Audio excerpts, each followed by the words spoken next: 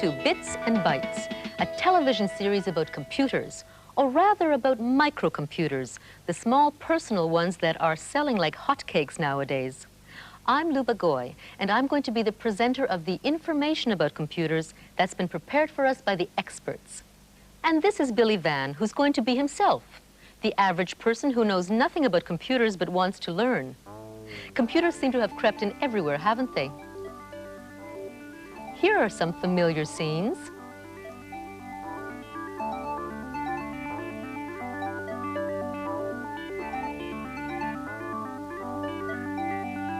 You can't get away from them. And how many of us really know how they work? Well, the best way to find out is just go up to the first little computer you see and switch it on. Okay. Huh. I'll warn you now, I'm not very good at math. Well, who says computers have anything to do with math? Yeah, but to compute means to do math, doesn't it? I mean, if it has nothing to do with math, why do we call them computers? Because the first people to use them happen to be mathematicians, but you can use them for anything you like. It's just that we're stuck with the name computer.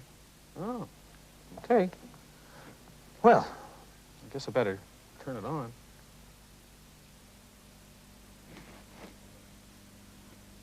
The switch is at the back. Oh, really? Hey, you're right. But why is it hidden? So that you don't switch the computer off by mistake. Now, that's very smart. Well, what's this?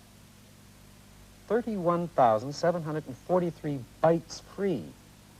What on earth is that? We'll come back to that in a minute. What matters now is that the computer is ready. Oh, okay. Oh. When does it start? Is something wrong with this? Hey, do something. Come on. I'm afraid computers don't do anything on their own. You have to tell them precisely what to do step by step. You have to program them. Oh, wait a minute. I don't know how to program. You don't have to do the programming yourself. Beside you is a ready-made program you can feed into the computer. Oh, this is just an ordinary audio cassette. Yes, it is. And you can play it on that ordinary-looking audio cassette recorder that's already plugged into the computer. Oh, okay.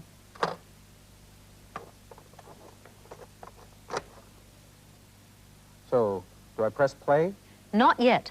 First, you have to tell the computer to copy the program that's on the cassette into its own storage area or memory. Well, how do I do that? Just type load, L-O-A-D. Oh. You've now finished your message, so you need to say over to you to the computer by pressing the return key. On other computers, you'll see a key marked enter, and that also means over to you. Oh, here it is. Return means over to you. Oh, and it says press play on tape 1. Okay. May I? Go ahead. You'll have to wait now while the computer searches through the cassette for the first program.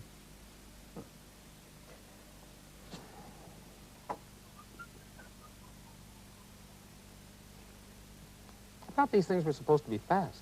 They are fast. It's the cassette that's slow. The poor old computer can only go through a cassette at normal playing speed. Finally. What it's doing now is loading or copying the word game program into its memory. Now the program is loaded, but nothing's going to happen until you tell the computer to start obeying the instructions in that program. To do that, you tell the computer to run the program. Type run and then press return. Okay. R-U-N, return. Scramble letters. Oh, it's a word game. Great, okay. Press space bar. What is your name? Okay. My name is B-I-L-L-Y, Billy. Good luck, Billy. They're really friendly, aren't they? Okay, what's my first word? It is C-O-L-H-O-S.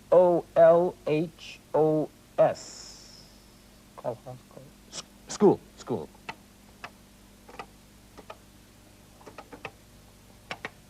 Hey, I'm right. Okay. Second word is Gilco. G-I-L. Logic. It's logic. L-O-G-I. Wait a minute. I'm going to spell this wrong. I want to see what the computer does. No, Billy, I'm afraid that's not it. Well, I quite agree with you. It should be L-O-G-I. Where's the C? I got to take up typing, too. There. Right. The third word. You know, this is something else. I can't believe that all this information, words and letters, can be contained in an ordinary audio cassette. Let me show you something. Take the cassette out of the recorder and listen to it on the regular cassette machine that's beside it.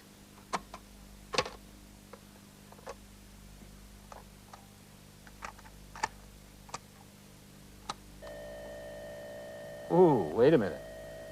That doesn't sound like what's on the screen here. No, it doesn't, because that's the sound of the binary code. And what's the binary code? Let's have a look. If you lift the lid of a computer, you will see a circuit board into which a number of little boxes have been plugged. Each box contains a chip, which consists of thousands of microscopic electric circuits, each of which can be either on or off. This is the only language that the computer understands. Is one of my circuits on or off? A sequence of several ons and offs in various combinations can represent any number or letter or graphic symbol, and we can symbolize these ons and offs by using a 1 to stand for on and a 0 to stand for off. Most computers can represent any of the symbols on their keyboards by various combinations for a total of exactly 8 ones and zeros. Since this language or code is based on 2 digits, 1 or 0, just as a bicycle is based on 2 wheels, or a biplane is based on 2 pairs of wings, it is called the binary code, from the Latin word binarius, meaning 2 together. And each of the ones and zeros is called a binary digit, or bit for short. So it takes 8 bits to represent any keyboard character. Such a group of 8 bits is called a byte. 1 byte is the equivalent of 1 character. This computer can store or remember roughly 32,000 bytes. That means you can feed a program into it that uses up to 32,000 characters, letters, numbers, or graphic symbols. Just as a kilometer is 1,000 meters and a kilogram is 1,000 grams, so is a kilobyte roughly 1,000 bytes. This computer, therefore, has a 32 kilobyte memory, or a 32K memory for short. But the memory of most small personal computers can be extended to at least double that, 64K. This may sound a lot, but it isn't. The average page of a book contains about 2,000 characters. It's a 2K page. So even a 64K computer can only store as many characters as a 32-page book. And a 32K computer only as many as a 16-page book. Although, of course, a computer can do a lot more with its characters than a book can. But that's another story. Bits and bytes. So this is a 32K computer, 32,000 bytes. But didn't it say something about 31,000 bytes when I first turned it on? How do I get back to the beginning? The easiest way is to just switch the computer off, then on, but There. You see? 31,743 bytes free. But why doesn't it say 32,000 bytes free? because the computer has to keep some in reserve for various operating functions. Well, no, it doesn't matter. I've lost my place in the word game program now. I'm sorry, but you've done more than lose your place. When you turn the computer off, you make the entire program disappear from its memory. Now you know why the on-off switch is hidden out of the way. I sure do.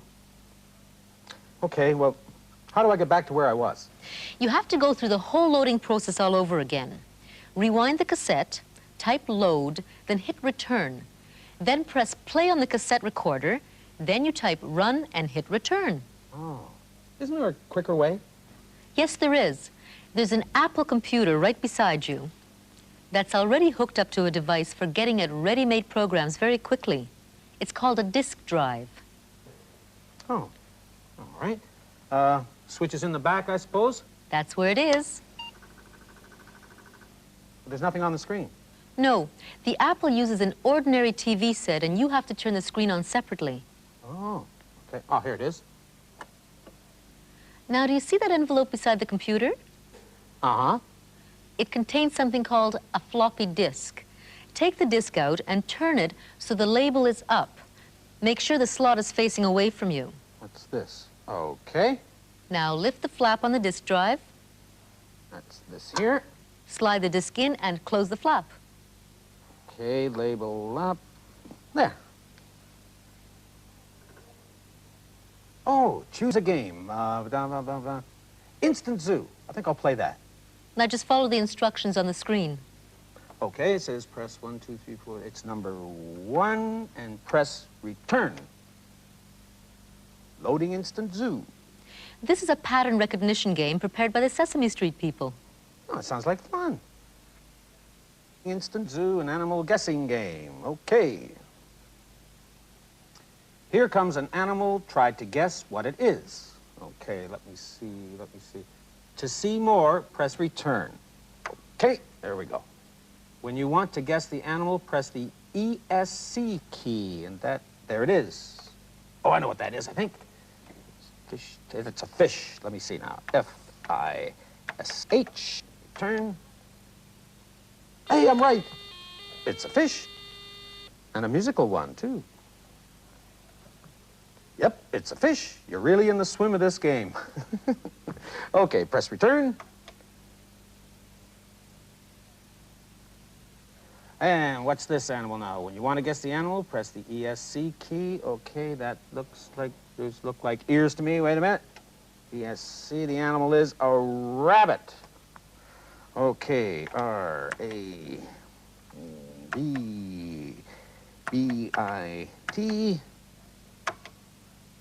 Hey, I'm right, it is a rabbit. Ah, well, what else is there to see? How can I choose another program? You hold the control key down and press the reset key. Control, hold down, reset. Boy, oh boy, this floppy disk really is fast. Can I have a look at it? Certainly, just pull the disk out. Okay. It doesn't look much like a disk. It's not round, and it's not all that floppy. People are often confused when they first see a floppy disk because it doesn't even look like a disk. For one thing, it's square, not round. They're also confused by how disk drives work. So we went to Hewlett-Packard and asked them to explain. A floppy disk uses a much faster method of retrieving and storing programs than a cassette. The cassette is in a much more durable package, but you have to allow for rewinding and fast forwarding to build up from one spool to the other. The floppy disk is more fragile than a cassette, since the actual media is more readily exposed to the user and can come in contact with the hands and fingerprints that could cause problems. But if kept proper care of, it's a much faster and more reliable method. Inside the jacket, you'll find that there is actually a round floppy disk. It is very much like a flat circular audio tape. The material is very similar to that in a cassette tape, iron oxide, metallic particles. However, the plastic is much thicker in this case, and there is a lubrication film applied. There is a small felt-like surface built into the envelope. That allows the disc to slip evenly and smoothly inside the jacket. There is also a slight airflow built up by the disc turning inside the jacket. The disc itself has no physical grooves or lines on the surface. The disc is actually broken up into tracks, round tracks. The head steps in to each of those tracks and reads the information on them. The computer sets up a directory on the outermost track of the disk. The directory tells the computer exactly where on the disk a program would lie.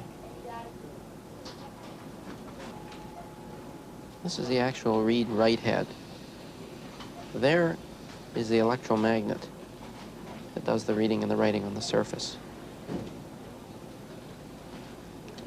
As we load the disk into the drive, close the door, the head comes in contact with the disk. Now, as the disk spins, the head will move across the surface of the disk. The magnetic head itself changes the polarity of the magnetic particles on the surface of the disk, the iron oxide particles. This south-north change in magnetic polarity allows the disk drive to store the information in a form of ones and zeros on the disk. The reason that the floppy disk is so much faster than a cassette is simply that you can access the entire surface of the disk with the head. At this point, we have all the advantages of a record. We can start at the beginning, and we can go directly to the end if we like. The floppy disk is just the smallest in a whole family of disks. This floppy disk is a 5 1/4 inch floppy. We also have the 8-inch floppy. The 5 1/4 inch floppy we'll see mostly in home computers and very, very small business computers. The 8-inch floppy disk is much faster and holds many times more data than the 5 1/4 inch floppy. The 8-inch floppy still is restricted to business computer applications. As far as hard disks go, this is a single platter, removable cartridge for a hard disk. The head never physically touches the surface of the disk.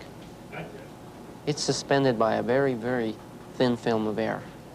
This disk can retrieve and access information at an incredible rate. A more advanced form of the hard disk is a multi-layer disk.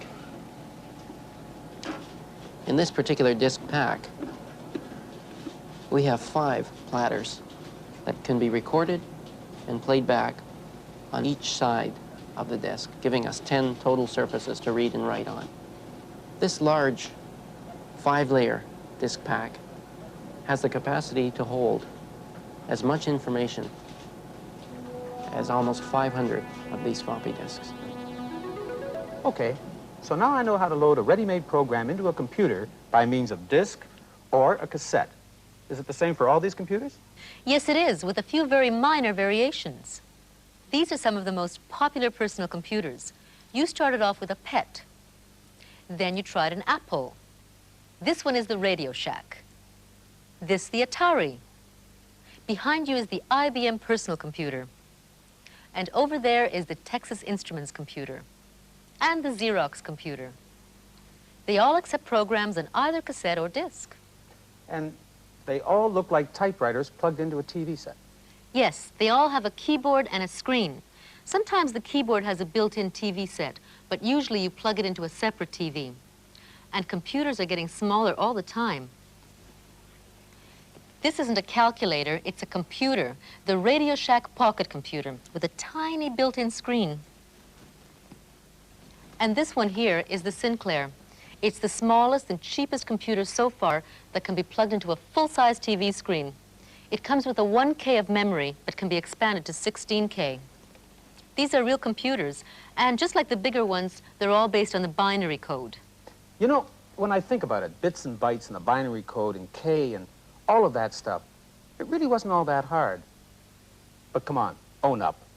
When does the heavy math start? If you want math, you can get math. But computers don't necessarily have to be involved with mathematics. You can use them for anything you like. I don't know. There's something pretty involved going on in there. It's almost as if it had a mind of its own, you know? What's really going on? This is where we come down to the essence of the computer. If we could distill this mysterious substance, what would we see? We'd probably see ancient Greece and Aristotle, who was the first person to write down what he called the laws of thought, or what we call logic. Now, the essence of logic is that it divides everything in life into two categories. Is it this or that? Heads or tails? Good or bad? Black or white? It must be one or the other. There are no shades of gray in logic. True or false? Yes or no? On or off? Which is where the computer comes in, because its circuits must also be either on or off. The other important thing about logic is the logical argument itself, which goes something like this. All tall men are thin. Jim is a tall man, therefore Jim is thin. If the first two statements are true, we can be absolutely certain that the third statement is true. On the other hand, if there are some tall men who are not thin, then we can't be sure that the third statement is true. And in black and white logic, if we can't be sure that it's true, then it must be false. Which is where the computer comes in again, because this is precisely the sort of argument that an electrical circuit likes to deal with.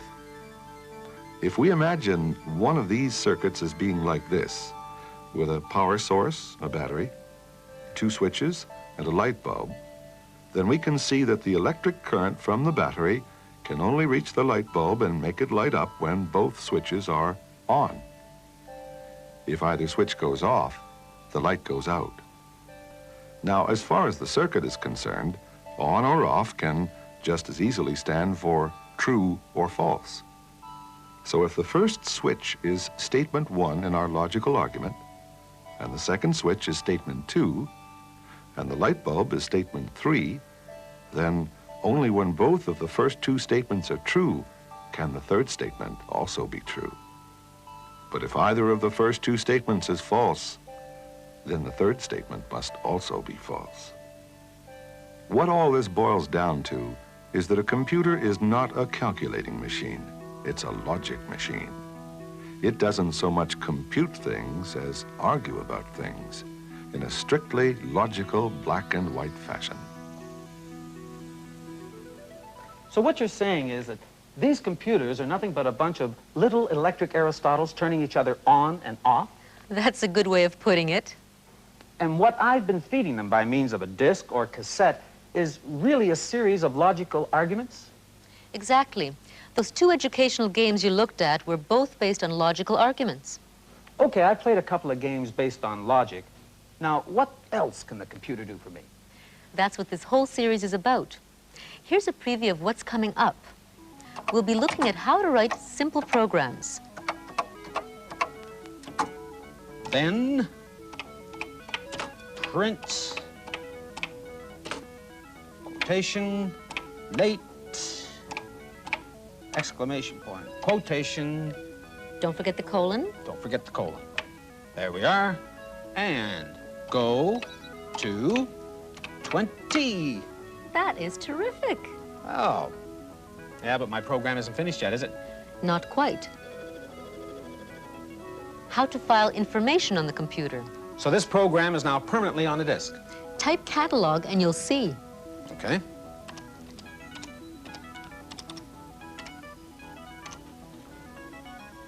Ah, hey, that's terrific. You know, I could save all sorts of things on a disk. How to get computers to communicate with each other. Now your computer will be able to hear messages and speak into the telephone itself. And this is all coming from Willowdale, Ontario? How computer languages work. In the early days of computing, there was a language barrier between computers and humans because you had to use machine language if you wanted to talk to the computer, either in binary code or its exact English equivalent. This was very slow and laborious.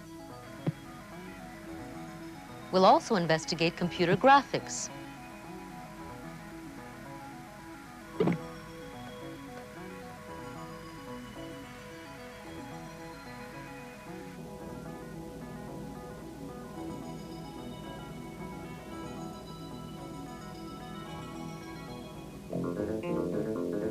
Computer music.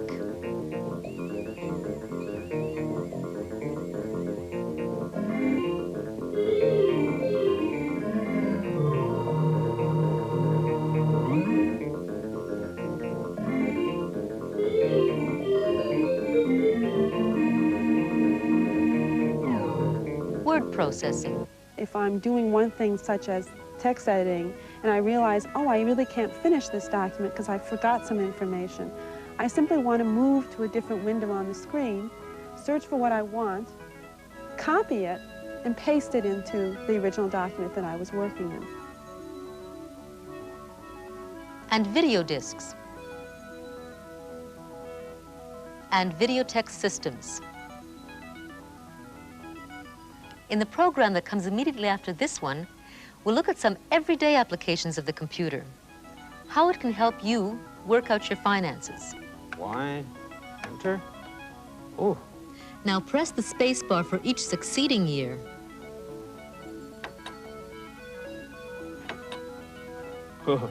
I definitely have to ask for that raise. And even help you learn French. Où est Anne? Où est Anne? This is fun. Où est Louis? Où est Louis? Can the computer understand me? We'll also have segments on the speed of the computer. If the computer could see us, to its eyes, we would appear to be moving about as fast as a lump of rock. And two different types of memory, ROM and RAM. The computer can read this left half of its memory, but it can't write on it. It can't change it. It is therefore called read-only memory, or ROM. But the computer can, in a sense, write on the other half of its memory. This half is called random access memory, or RAM. Until then, I'm Luba Goy for Bits and Bytes. And I'm Billy Van. Bye for now.